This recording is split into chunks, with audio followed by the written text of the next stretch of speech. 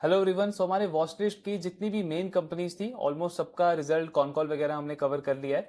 अब हम फोकस करेंगे उन कंपनीज पे जिनको हमने रिसेंटली ऐड किया अपने वॉच लिस्ट में। उनके कॉम्पिटिटर्स जिनका ग्रोथ अच्छा है, आगे का गाइडेंस अच्छा है, एंड कुछ और सेक्टर्स में अच्छी अपॉर्चुनिटीज जहां पे अवेलेबल है उनको एक्सप्लोर करेंगे। सो इस क्वार्टर में हमने टिप्स म्यूजिक को ऐड किया अपने वॉच लिस्ट के अंदर। उसका एक री रेटिंग अपॉर्चुनिटी हमने डिस्कस किया था क्योंकि बिजनेस का परफॉर्मेंस कंसिस्टेंट है लेकिन स्टॉक 30-40% करेक्ट हो चुका है अपने हाई से। इनका डिटेल कौन कौन एनालिसिस ऑफ कोर्स पेंडिंग है, उसको मोस्ट लाइकली कल कवर करेंगे।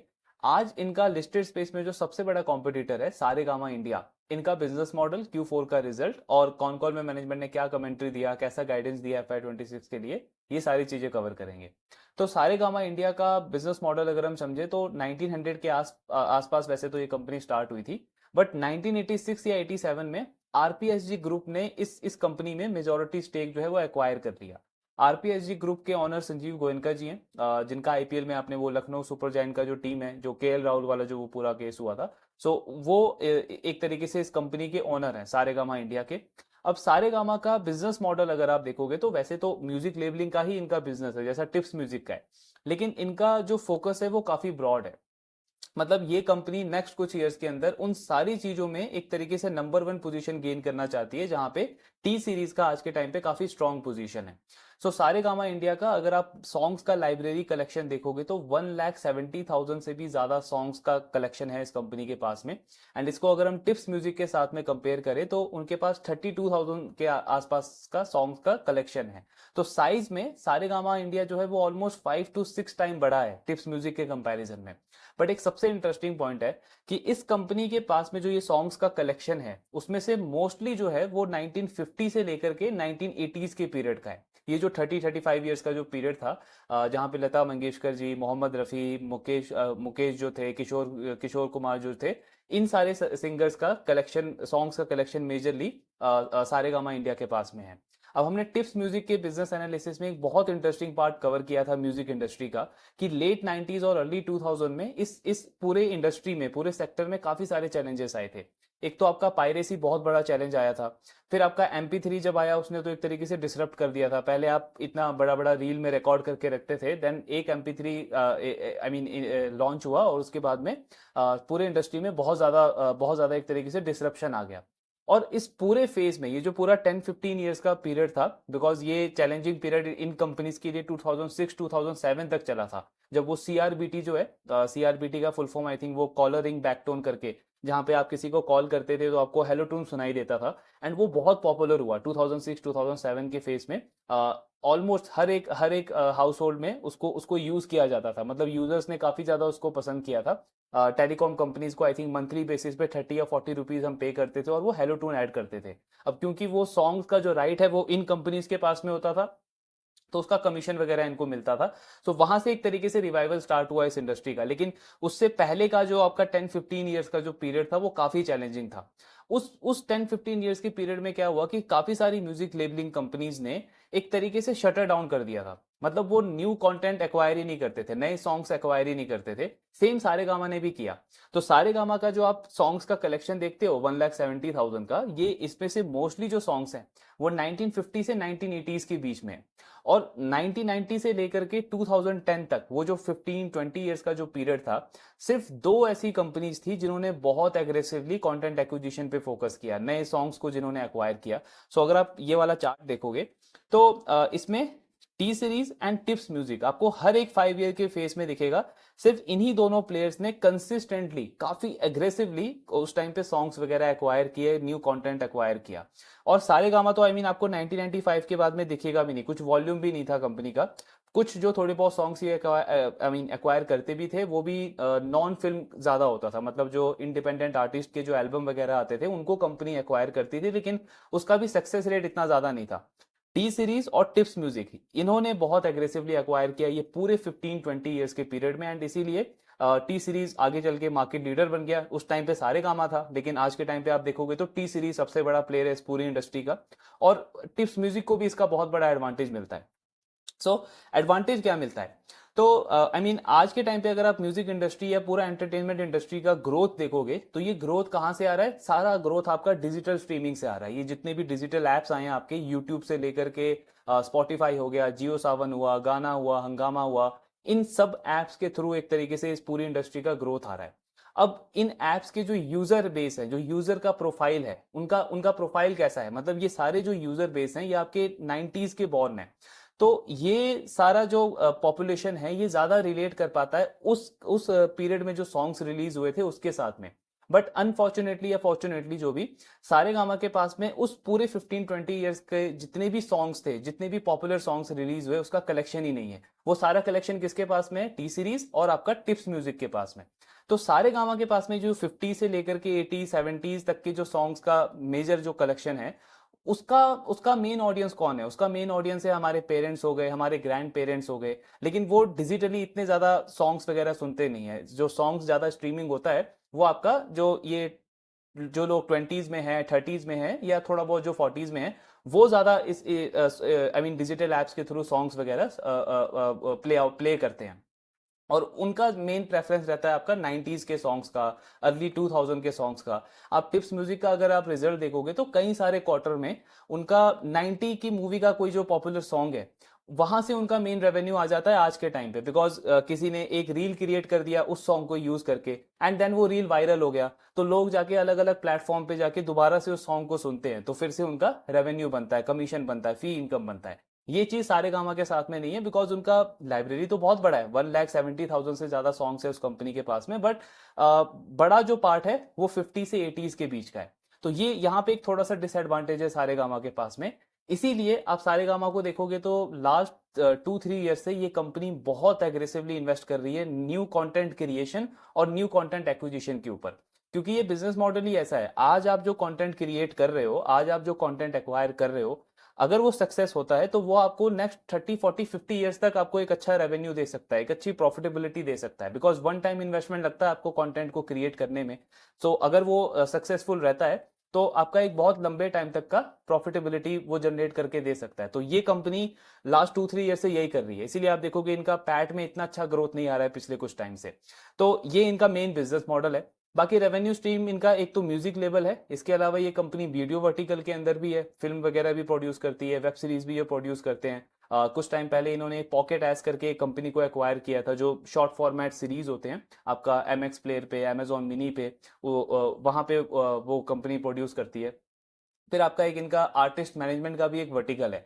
सो आर्टिस्ट मैनेजमेंट में क्या होता है, जैसे पहले के मूवीज में आप देखते थे कि आई मीन जो एक्टर है वो स्ट्रगलिंग सिंगर है, फिर उसको एक एजेंसी मिलती थी जिसका बहुत अच्छा कांटेक्ट होता था मूवी इंडस्ट्री में, कंपोजर्स के साथ में, बड़े बड़े सिंगर्स के साथ में, एंड उसको ब्रेक मिलता था, उसको करियर में ग्रो करने में वो हेल्प करती थी, और साथ में उनको भी कमीशन मिलता था। तो सेम आर्टिस्ट मैनेजमेंट के अंदर सारेगामा इंडिया भी इसी तरीके का काम करता है। मतलब इनके पास काफी सारे आर्टिस्ट हैं जिनका एक तरीके से करियर ग्रोथ कंपनी इंश्योर करती है, करियर पाथ एक तरीके से डिसाइड करती है, उनको ले करके कंटेंट क्रिएट किया जाता है, या पुराने सॉन्ग्स को उनके साथ में दोबारा रिक्रिएट किया जाता है। फिर उनके साथ में जब वो आर्टिस्ट काफी ज्यादा पॉपुलर हो जाता है, तो कंपनी अलग अलग लाइव इवेंट्स करती है, कई सारे ब्रांड्स स्पॉन्सरशिप वगैरह मिलता है, तो यहाँ से इनको भी रेवेन्यू शेयरिंग मिलता है। देन एक और वर्टिकल है इनका म्यूजिक रिटेल का। अब म्यूजिक रिटेल में कौन सा बिजनेस आता है इनका? कारवा वाला। तो पहले तो काफी सारे लोग सारेगामा को सिर्फ कारवा के उससे ही जानते हैं कि कारवा ही इनका मेन रेवेन्यू कंट्रीब्यूटर है, बट ऐसा नहीं है। आई मीन 3-4 ईयर्स पहले तक कारवा से बहुत अच्छा रेवेन्यू आता था इस कंपनी को, लेकिन लास्ट 2-3 ईयर से इन्होंने अपनी स्ट्रेटेजी चेंज कर ली है कारवा बिजनेस को लेकर के। कंपनी क्या कर रही है आज के टाइम पे कि जितने भी इनके रिटेल आउटलेट्स हैं, कारवा जहां पे इनका वो सेल होता है, वो जो रेडियो जैसा जो एक जो इनका प्रोडक्ट है, उसको कंपनी एग्जिट कर रही है हर एक रिटेल आउटलेट से, एंड उसको वो शिफ्ट कर रहे हैं पूरा ई कॉमर्स या फिर जो आपके मॉडर्न रिटेल चैनल्स होते हैं उनकी तरफ। तो अभी लास्ट 2-3 ईयर से उसमें नेगेटिव ग्रोथ आ रही है, काफी ज्यादा नेगेटिव ग्रोथ आ रहा है, लेकिन कॉस्ट कटिंग कंपनी कर रही है क्योंकि पूरा आप उसको ई कॉमर्स की तरफ पुश कर रहे हो। तो ये इनका कारवा वाले बिजनेस में चल रहा है। सो ये 3-4 इनके मेन बिजनेस सेगमेंट्स हैं। अब इनका पीपीटी देखते हैं, Q4 का रिजल्ट भी वहां से समझेंगे, एंड देखेंगे कि कंपनी का ओवरऑल और क्या क्या इंसाइट्स इन्होंने शेयर किया है। सो ये जो Q4 अभी एंड हुआ है, इसमें स्काई फोर्स प्लस ये जो कुछ जो सीरीज हैं आपकी, इनमें इनमें इस कंपनी के पास में म्यूजिक राइट्स थे। तो ये एक आप तरीके से बोल सकते हो कि लेटेस्ट प्रोडक्ट इनका रिलीज हुआ है Q4 के अंदर।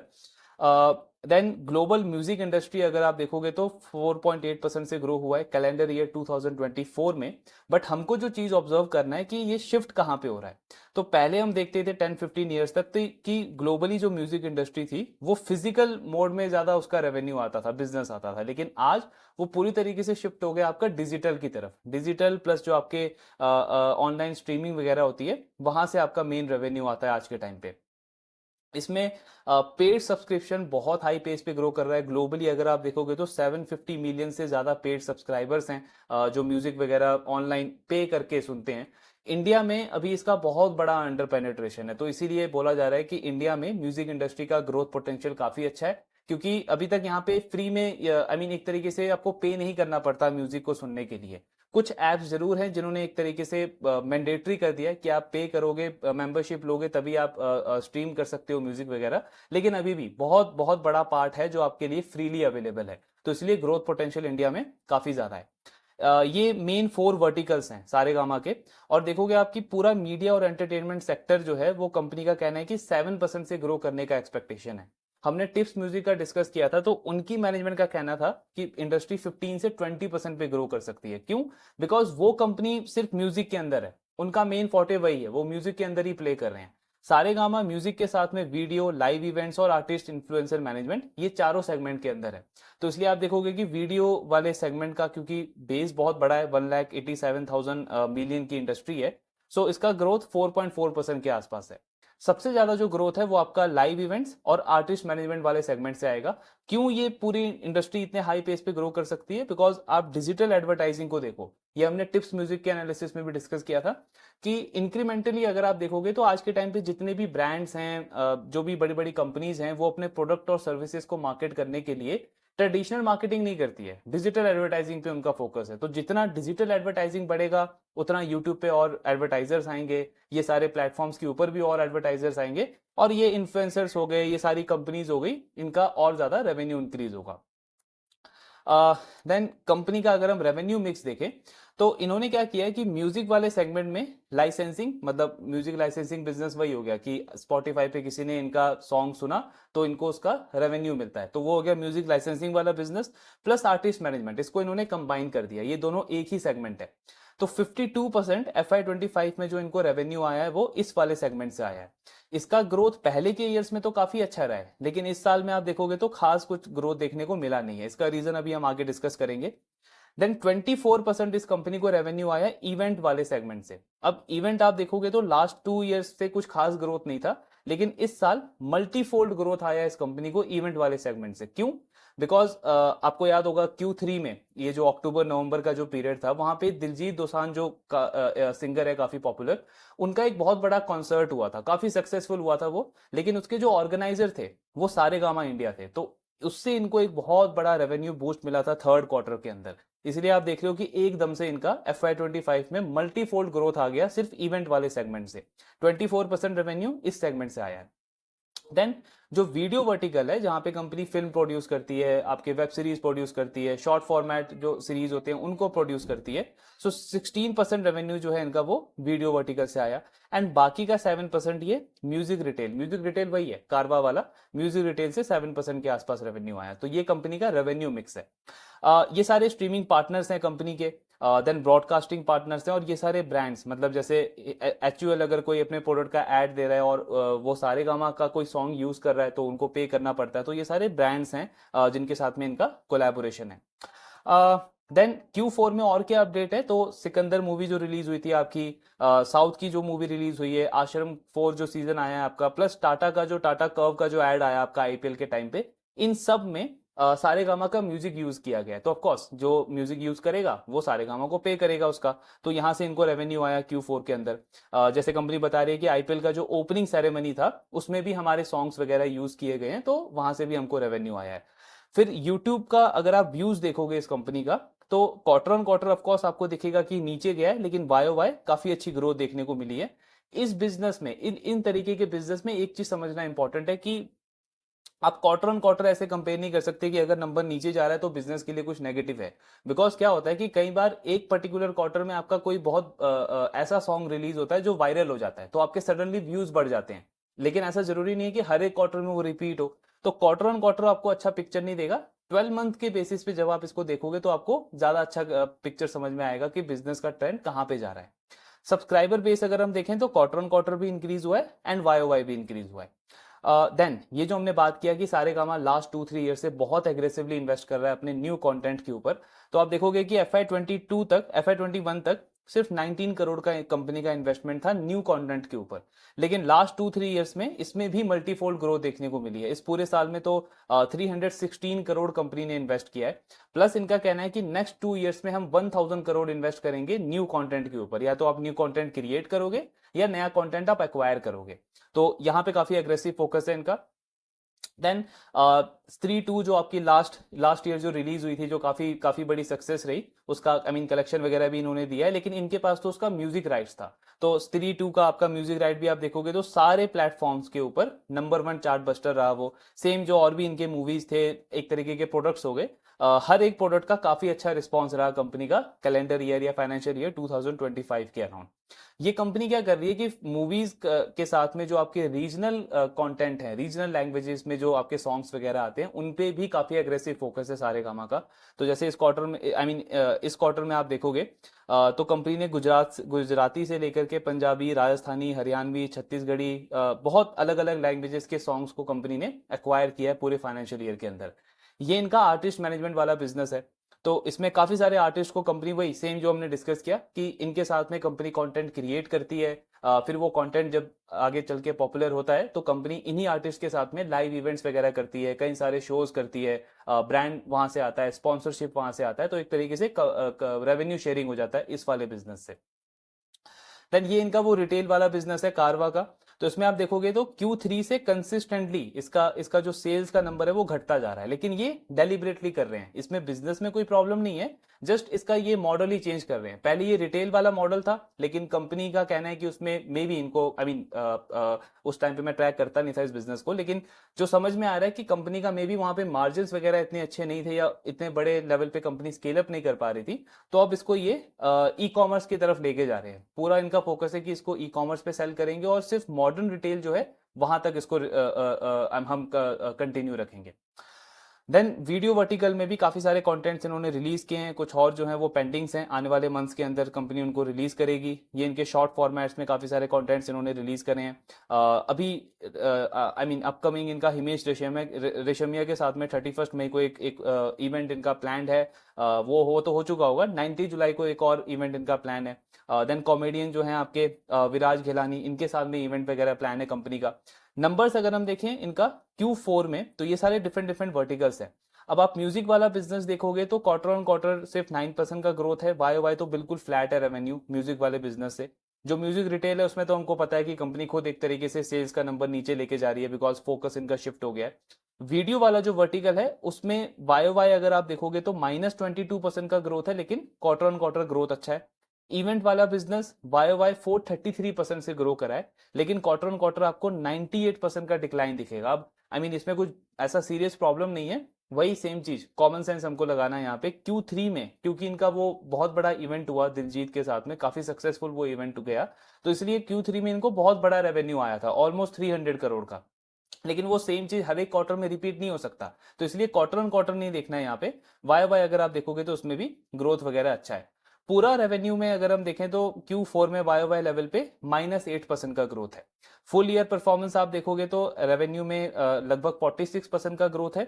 मार्जिन कंपनी के वैसे तो पूरे साल में कम हुए हैं, लेकिन Q4 में कंपनी के मार्जिन वगैरह इंप्रूव हुए हैं। और एक है इनका ये content charging cost. So content charging cost क्या होता है, जैसे हम मैन्युफैक्चरिंग कंपनीज के लिए देखते हैं रॉ मटेरियल कॉस्ट, एक तरीके से वैसा ही है इनके लिए ये। कंटेंट को क्रिएट करने का और उसको मार्केट करने का जो कॉस्ट आता है आपका, उसको आप कंटेंट चार्जिंग कॉस्ट बोलते हो। और इसको आप देखोगे तो पूरे साल में 48% से ये इंक्रीज हुआ है। तो ये नंबर हमको शो कर रहा है कि सारेगामा इंडिया कितना एग्रेसिवली न्यू कंटेंट क्रिएशन और एक्विजिशन पे फोकस कर रहा है। देन प्रॉफिटेबिलिटी पे भी ऑफकोर्स कुछ खास ग्रोथ है नहीं, नेगेटिव ग्रोथ है वैसे तो क्वार्टर ऑन क्वार्टर। वाई में 11% की ग्रोथ है। फुल ईयर में आप देखोगे तो सिर्फ 3% का ग्रोथ है कंपनी के पैट के अंदर। तो ये पूरा रिजल्ट एंड बिजनेस मॉडल वगैरह हमने डिस्कस किया इस कंपनी का। आई मीन नंबर्स इतने अच्छे नहीं है, ऑफ कोर्स Q4 के तो खराब नंबर्स हैं। फुल ईयर बेसिस पे अगर हम देखें तो ग्रोथ अच्छा लगता है 46% का। लेकिन इसमें भी एक और चीज हमको समझना होगा कि वो जो दिलजीत वाला जो इवेंट हुआ है वो ऐसा नहीं है कि हर हर साल आप इवेंट करोगे तो इतना बड़ा सक्सेसफुल ग्रैंड इवेंट आपके लिए हो जाएगा। सो आई मीन वन टाइम भी उसको नहीं बोल सकते, लेकिन आई मीन इतना सस्टेनेबल नहीं है वो। और उसको अगर आप एक्सक्लूड करके देखोगे तो कंपनी का टॉप लाइन का ग्रोथ अराउंड 23-24% के आसपास आता है। तो 23-24-25% का टॉप लाइन का ग्रोथ, और मार्जिन पे प्रेशर है, पैट में कुछ खास ग्रोथ है नहीं, तो नंबर्स ओवरऑल कंपनी के इतने अच्छे नहीं है। टॉप लाइन में ग्रोथ जरूर है, लेकिन आई मीन प्रॉफिटेबिलिटी पे प्रेशर है, क्योंकि कंपनी कंसिस्टेंटली काफी ज्यादा इन्वेस्टमेंट कर रही है। अब इनका कॉन कॉल सुनते हैं, कॉन कॉल पढ़ते हैं, डिस्कस करते हैं, आगे उसका आगे आउटलुक समझेंगे कंपनी का। सो मैनेजमेंट का क्या कहना है कि हमारा जो स्ट्रेटेजी हमने कुछ कॉन कॉल पहले जो आपके साथ में शेयर किया था कि कंपनी को, बिजनेस को फ्यूचर प्रूफ करना चाहते हैं हम। फ्यूचर प्रूफ आप कैसे करोगे? कॉन्स्टेंटली आप न्यू कंटेंट पे इन्वेस्ट करते जाओगे, नया कंटेंट आपका हिट होता रहेगा, सक्सेस रेशियो हाई रहेगा, तो आपका चांस हाई है कि आप नेक्स्ट 20-30 ईयर्स तक अपनी ग्रोथ को मेंटेन रख सकते हो। तो वो चीज अभी भी कंपनी कर रही है। और इनका कहना है कि हम सिर्फ एक वर्टिकल पे डिपेंड नहीं होना चाहते, इसलिए हम म्यूजिक के साथ में वीडियो वर्टिकल हो हमारा, या हमारा लाइव इवेंट हो, हमारा पब्लिशिंग बिजनेस हो, हमारे शॉर्ट फॉर्मेट वीडियो वाला जो वर्टिकल है, इन सब में कंटिन्यूसली इन्वेस्टमेंट वगैरह कर रहे हैं। देन डिजिटल फुटप्रिंट अगर आप देखोगे सारे गामा का अक्रॉस चैनल, यूट्यूब हो गया, सोशल मीडिया हो गया, सब में इंक्लूड करके, तो 350 मिलियन का जो नंबर है उनका यूजर बेस क्रॉस कर चुका है। लास्ट ईयर ये 239 मिलियन था। मतलब वाई वाई अगर आप इनका फॉलोअर बेस या सब्सक्राइबर बेस देखोगे तो ऑलमोस्ट 45-46% से ग्रो हुआ है अक्रॉस प्लेटफॉर्म, हर एक प्लेटफॉर्म को इंक्लूड करके। Q4 का बिजनेस म्यूजिक का तो काफी वीक रहा है, म्यूटेड रहा है, हमने नंबर्स में भी देखा। उसका मेन रीजन ये था कि विंक जो आपका म्यूजिक स्ट्रीमिंग ऐप है वो शट डाउन हो गया, नवंबर के आसपास वो शट डाउन हुआ, तो एक तो उसका इंपैक्ट आया। प्लस आपका गाना और हंगामा, ये जो दो आपके म्यूजिक स्ट्रीमिंग एप्स हैं, इन्होंने भी अपना मॉडल चेंज कर लिया। पहले ये फ्री सर्विसेज देते थे, अब इन्होंने पूरा पेड सर्विसेज कर दिया, प्रीमियम सर्विसेज कर दिया। तो कंपनी का कहना है इन दो रीजन की वजह से हमारा म्यूजिक बिजनेस का ग्रोथ जो है वो थोड़ा सा वीक रहा है इस फाइनेंशियल ईयर के अंदर। देन पॉजिटिव ट्रेंड क्या है? मैनेजमेंट कह रहा है कि ये शॉर्ट टर्म पेन जरूर है, जो विंग एक तरीके से शट डाउन हो गया और बाकी के जो दो प्लेटफॉर्म है वो प्रीमियम की तरफ शिफ्ट हो गए, लेकिन आगे चल के इंडस्ट्री के लिए ये बहुत अच्छा है, क्योंकि म्यूजिक इंडस्ट्री का जो ग्रोथ है, जो जो आगे चल के हम ग्रोथ पोटेंशियल देखते हैं, वो मेनली आपका पेड सब्सक्रिप्शन से ही आएगा। ग्लोबली भी अगर आप देखोगे जितने भी बड़े प्लेयर्स हैं, स्पॉटिफाई हो या और जितनी भी बड़ी कंपनीज हैं, उन्होंने पेड मॉडल के थ्रू ही ग्रो किया है, और इंडिया का भी यही पाथ रहने वाला है। तो शॉर्ट टर्म में जरूर एक दो क्वार्टर में हमको ये पेन देखने को मिल रहा है, लेकिन लॉन्ग टर्म में ये बहुत अच्छी चीज है इंडस्ट्री के लिए। और इनका ऐसा मानना है कि नेक्स्ट 4 से 5 क्वार्टर्स के अंदर और भी जो 2-3 बड़े प्लेयर्स हैं इस इंडस्ट्री में जो अभी फ्री सर्विसेज दे रहे हैं, वो भी 100% पेड की तरफ चले जाएंगे। तो ये ओवरऑल इंडस्ट्री के लिए अच्छा है। देन पब्लिशिंग बिजनेस में जो हमने डिस्कस किया, काफी सारे अच्छे डील्स मिले कंपनी को। आश्रम का सीजन 4 हो, कपिल शर्मा का सीजन 3-4 हो, आईपीएल ओपनिंग सेरेमनी हो, तो काफी जगह इनका म्यूजिक वगैरह यूज किया गया है, जहां से इनको ठीक ठाक रेवेन्यू आया है। कंटेंट स्ट्रैटेजी अगर हम देखें तो मैनेजमेंट का कहना है कि काफी एग्रेसिव स्ट्रैटेजी है अभी हमारी। 300 करोड़ से ज्यादा हमने इन्वेस्ट किया है लास्ट 12 मंथ्स के अंदर, और ये कंटिन्यू रहेगा आने वाले टाइम के अंदर भी। देन लास्ट अगर आप पूरा फाइनेंशियल ईयर देखोगे तो उसमें इस कंपनी के 10 ऐसे सॉन्ग्स थे जिनका अगर आप अक्रॉस प्लेटफॉर्म अगर आप देखोगे तो 100 मिलियन व्यूज उन्होंने क्रॉस किया है। सिर्फ यूट्यूब पे 100 मिलियन व्यूज क्रॉस किया है। और स्त्री 2 का जो एल्बम था उसने अक्रॉस प्लेटफॉर्म 3.1 बिलियन जो है वो स्ट्रीमिंग क्रॉस किया है। तो ये एक बहुत बड़ा सक्सेस रहा कंपनी के लिए। स्त्री 2 आपका अगस्त के आसपास आया था, तो पूरा 12 मंथ नहीं मिला है उसको, सिर्फ ये 10-11 मंथ्स का डेटा है। 10-11 मंथ्स के अंदर ही 3.1 बिलियन जो है उसने वो स्ट्रीमिंग टाइम जो है वो क्रॉस किया है। तो ये एक बहुत बड़ा सक्सेस है। Then different different regional languages के अंदर जहां पे इन्होंने कंटेंट रिलीज किए, उससे काफी अच्छा रिस्पांस आया कंपनी को। प्लस कंपनी कह रही है कि रीजनल लैंग्वेजेस पे हमारा काफी कोर फोकस है, क्योंकि आज के टाइम पे आप जो यूजर बेस देख रहे हो इंडिया का, वो प्रेफर करता है कि अगर वो रील भी देख रहा है या शॉर्ट फॉर्मेट कंटेंट भी देख रहा है या सॉन्ग्स वगैरह भी सुन रहा है, तो वो अपने लोकल लैंग्वेज में सुने। तो इनका कहना है कि उसमें मतलब रेवेन्यू टर्म्स में इतना बड़ा रेवेन्यू नहीं बनेगा। जैसे फॉर एग्जांपल अगर हम भोजपुरी सॉन्ग एक्वायर करते हैं या गुजराती सॉन्ग एक्वायर करते हैं, तो रेवेन्यू टर्म में इतना बड़ा रेवेन्यू नहीं बनेगा, लेकिन आरओआई हमारा बहुत अच्छा होगा, क्योंकि उन सॉन्ग्स को एक्वायर करने का जो कॉस्ट है वो काफी लो है, और उस पे अगर हम सही तरीके से मार्केट करेंगे तो हमारा रिटर्न ज्यादा अच्छा बनेगा। तो कंपनी कह रही है हम कोई भी जो अपॉर्चुनिटी है उसको छोड़ना नहीं चाहते। तो फिल्म म्यूजिक और साउथ वाला जो इंडस्ट्री है उस पर तो फोकस रहेगा, प्लस जो आपके लोकल रीजनल कंटेंट जो हैं, वहाँ के जो रीजनल लैंग्वेजेस जो हैं, उस पर भी कंपनी काफ़ी एग्रेसिवली फोकस कर रही है। देन अपकमिंग नेक्स्ट 12 मंथ्स के अंदर काफ़ी बड़े बड़े प्रोजेक्ट्स हैं इनके पास में। एक तो अभी जो जून में रिलीज हुआ आपका ठग लाइफ, हालांकि मूवी का तो परफॉर्मेंस अच्छा नहीं रहा है, अब आई डोंट नो म्यूजिक कैसा गया है उसका। इनके पास उसके म्यूजिक राइट्स थे, तो कंपनी का कहना है कि वो एक बड़ा प्रोजेक्ट है। देन धर्मा प्रोडक्शन की काफ़ी सारी मूवीज आ रही है, संजय लीला बंसाली की लव वॉर वगैरह आ रही है, तो ये सारे बड़े बड़े प्रोजेक्ट्स हैं जिनका म्यूजिक राइट्स इस कंपनी के पास में है।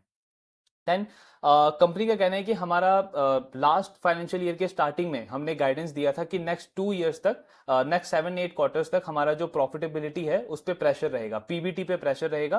क्यों? बिकॉज हम बहुत एग्रेसिवली नए कंटेंट को एक्वायर कर रहे हैं। तो अभी ये जो पेन है ये कंटिन्यू रहेगा नेक्स्ट 2-3 क्वार्टर्स तक।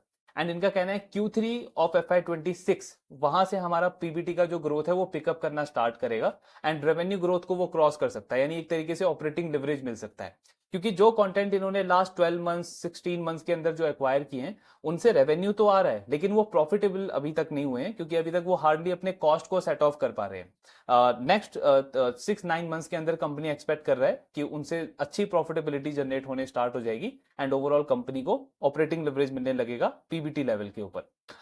देन आर्टिस्ट मैनेजमेंट वगैरह इनका वर्टिकल देखें तो उसमें भी जितने भी इनके आर्टिस्ट हैं उनको काफी अच्छा ब्रेक मिल रहा है। जियो स्टार पे कई सारे शोज पे वो आए हैं, कंपनी खुद भी एक मूवी प्रोड्यूस कर रही है, कॉमेडी मूवी प्रोड्यूस कर रही है अपने कुछ इन्फ्लुएंसर्स के साथ में।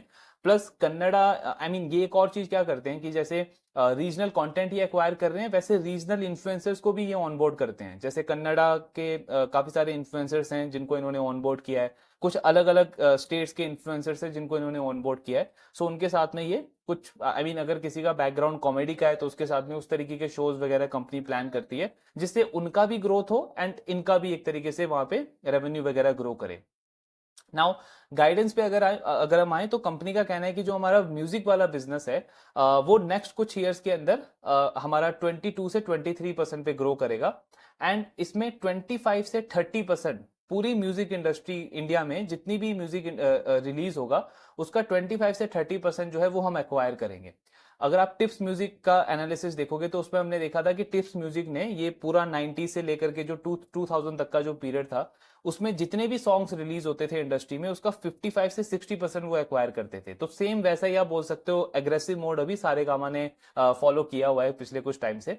25 से 30% जितने भी सॉन्ग्स रिलीज होंगे कंपनी कह रही है उसको हम एक्वायर करेंगे, एंड वहां से हमारा 22 से 23% का ग्रोथ आएगा म्यूजिक बिजनेस के अंदर।